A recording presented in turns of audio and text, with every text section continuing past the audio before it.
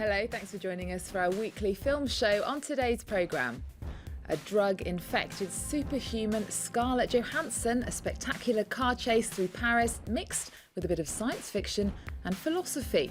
For better or worse, Luc Besson's Lucy is unlike any blockbuster you'll see this year. It's a Lisa Nesselson favourite. The French rite of passage drama Love at First Fight hits cinemas this week. And it won the Cannes Film Festival's top prize, the Palme d'Or, and has been likened to The Shining, retold by Chekhov. Winter Sleep is out. And for all that, I'm joined by our film critic, Lisa Nesselson. Lisa, welcome to the show. Thanks for being here. Now, it's already taken 100 million euros worldwide. It's topped the French and North American box offices in release. It's been called ridiculous, highly watchable. Luc Besson's best since Leon. Tell us about Lucy. Well, Lucy, played by Scarlett Johansson, is an American abroad who's probably just about motivated enough to make her way to the nearest club or the nearest Starbucks. But when she is accidentally exposed to an incredibly powerful designer drug, as so often happens, she becomes so intelligent that she would be fully capable of brokering peace in the Middle East and solving all human problems, from the Ebola virus to Ukraine to the skirmishes in, say, Ferguson, Missouri. But she doesn't do any of that because she's more intent on revenge, and the clock is ticking. And she also doesn't have, using 100% of your brain power, I think means you're not terribly polite. Let's take a look. I need help. It's urgent. You cannot be in here. We are operating. Please, get out.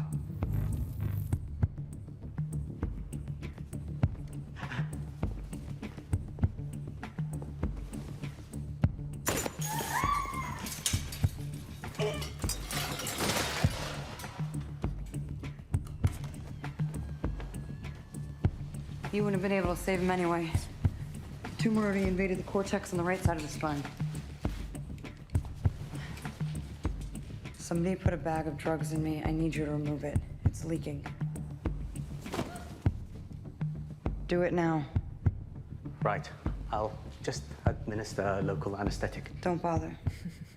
Exciting stuff there, Lisa. Luc Besson spoke about his need to mix philosophical content with fun when making this movie. I think it would be fair to call you a Luc Besson non-fan. Did you like Lucy? This was really a surprise for me, and it's proof that you shouldn't even begin to think about what you think about a movie until you've actually seen it. I have to say that, with a few exceptions early in his career, I find most of the films Mr. Besson has directed himself irritating. But here he just unabashedly pulls out the whole arsenal of filmmaking tricks, and it goes by so fast, and it's so gung-ho, and this time it works. I really enjoyed it, and I think Scarlett Johansson's a real plus. There are quite a lot of things in the film that don't make sense, though, aren't there?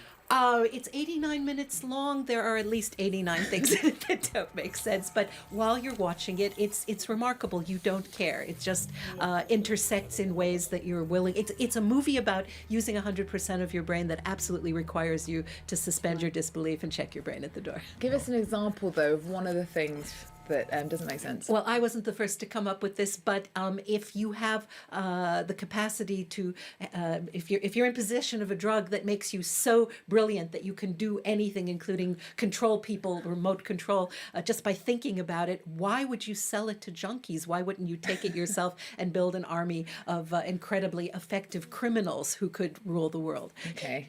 Doesn't make much sense at all. We could do with a bit of it, probably. We're now to a French language film called Love at First Fight, or Les Combattants in French. Take a look. Oh! Je veux m'inscrire. Qu'est-ce qui est fou avec mes tuiles, celle-là? C'est bizarre comment tu nages. C'est rien de bizarre, c'est une nage de combat. Une quoi? Une nage de combat, laisse tomber. Bah putain, si c'est ça les meufs cet été, merci et vive la France. Hein.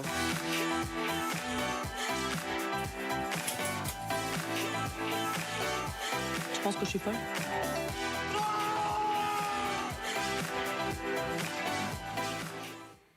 So, Lisa, Love at First Fight, a coming-of-age film. Tell us more. I know you like this one. I like this movie enormously. What to say? I have to say that clip, while it's pleasant enough, doesn't begin to convey the very odd tone of this movie, because sometimes it's very funny, sometimes it's deadly serious, and the director, this is a first film, has really managed to put all the elements together in a way where you're surprised. You don't know what's going to happen next. So what actually, I mean, without giving too much away, what is happening in the film? Well, it's boy meets girl or girl meets boy, and they say that opposites attract. These two people are from different planets. She's very severe. She thinks that quite possibly the apocalypse is on the way, and she wants to be, have a hard body and a strict mind and be able to cope with the coming disaster. And the boy is kind of more laissez-faire, more casual. She decides to prepare herself for the apocalypse by going on a training course for the French army. And so in order to be with her, he goes and does that too. And their adventures are just quirky and interesting and very, very appealing. And the actress, especially Adèle Haenel, is one to watch? Absolutely. She's been acting since she was a very young girl. She's grown up to be a very talented young woman, and she's quite compelling on screen. Here she's extremely gruff, but she's an oddball, but you absolutely believe that she's like this person. And I just wanted to point out that in France they make about 270 films a year. About a third of those are first films, and among those first films there's usually only 1 to 3 that sort of jump out at you. When I saw this, I said, we're going to be hearing from this guy, writer-director Thomas Caillet, and I say absolutely go see this. Okay, thank you. Now, to another film. It won the prestigious Palme d'Or at the Cannes Film Festival. It's a Turkish drama. I don't always like the Cannes winners. Is Winter Sleep one to watch? Well, it's a very, very fine film by a very gifted director. It didn't grab me personally all that much, and I probably wouldn't recommend it wildly to most of my friends, but it is a very, very fine film. It's about a reasonably well-to-do Turkish gentleman, his much younger wife, his cranky sister, who are all spending the winter in the Anatolian village. You'll see how striking it is. It's sort of made up of residences and caves. He runs a hotel, and he's either a thoughtful, kind man or kind of an imperious jerk. Let's watch.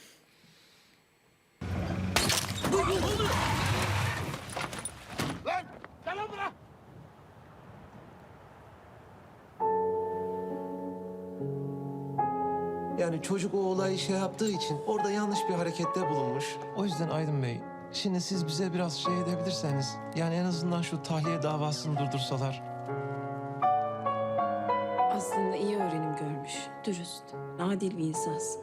Ancak yeri geldiğinde bu erdemlerinle insanı boğan, küçük düşüren, aşağılayan bir hava taşıyorsun. Bütün meselen ne senin biliyor musun? Sen acı çekmemek için kendini kandırmayı tercih ediyorsun.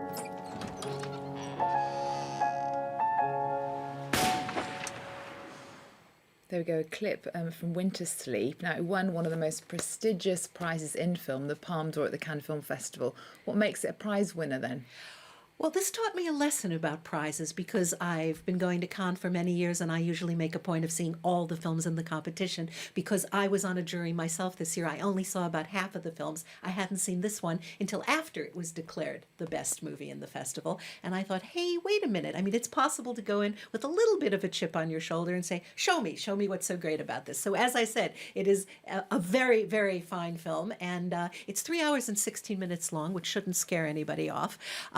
But it's about information being doled out very gradually. And at first we think one thing about a character, and then we learn another little something. And it's about perhaps someone who doesn't want to know what he's really like. People talk a lot. I mean, it's a very, very talky film, and yet some of them are saying what they mean and some of them aren't. What's interesting, though, is you and your husband had very different views on it. Oh, didn't no, you? now the whole world's going to know about this. Yes, well, I thought the patriarch was kind of a jerk and that his wife was eminently reasonable. And my husband said, no. I mean, she's borderline bitch, and the guy makes perfect sense. So there, too, I mean, any movie that gets frequent moviegoers seeing something different on the screen, I think is always worthwhile. Okay, well, Cannes is France's most famous film festival by far, but there's another one that takes place in Normandy, a bit less glam, a bit more rainy, but there's always some great films. The lineup for the Deauville American Film Festival has just been announced. What are the highlights, Lisa? Well, the top highlight is that this is their 40th anniversary. For many, many years, they were the only film festival on earth that deliberately showed only American movies. And it's grown to have a wonderful lineup, usually of documentaries. They show films that are going to be coming out eventually in France, but ahead of time. Woody Allen's new film is one of them. And then there's the competition. There are 14 films in the competition this year. A number of directors who have been to Deauville before, some who I actually haven't heard of. So there's nothing I like better than going into a movie I haven't heard anything about.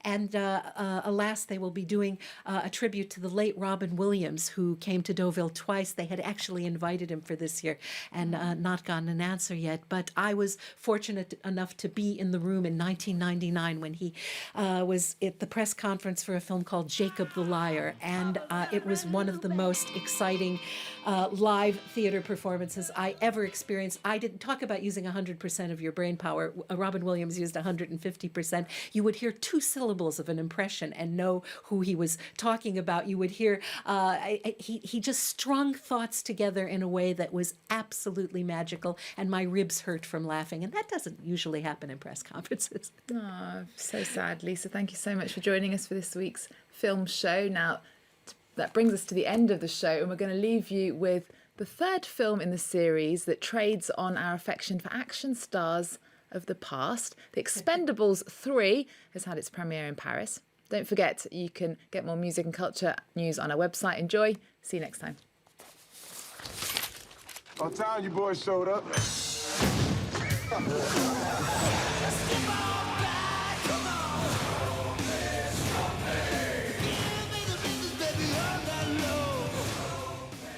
I guess each of them have a little bit of Expendables in them. You know, we do the movie for you. Thank you, we appreciate it. And it's this kind of enthusiasm that makes us want to do another one and another one.